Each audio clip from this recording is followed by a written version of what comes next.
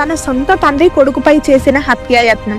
హిరణ్యకశపుడు అనే రాక్షస రాజు తన కొడుకు ప్రహ్లాదుడిని చంపడానికి తన సోదరి హోలికను పంపిస్తాడు. మంటల్లో కాలదు అనే వరము ఉన్న హోలిక ప్రహ్లాదుడిని ఒడిలో పెట్టుకొని అగ్నిలో కూర్చుంటుంది. కానీ అక్కడ జరిగింది వేరు. అధర్మం వైపు ఉన్న హోలిక భస్మమైపోయింది. హరినామాన్ని నమ్మిన ప్రహ్లాదుడు చిరునవ్వుతో బయటకు వచ్చాడు.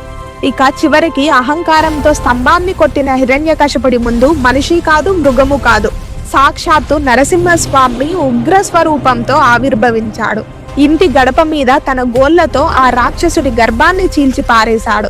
ఆ చెడు అంతమై సంతోషంలో జనం జల్లుకున్న రంగులే ఈ హోలీ పండగ. మనలో చెడును కాల్చేసి ప్రేమను పంచుకోవడమే హోలీ అసలైన అర్థం.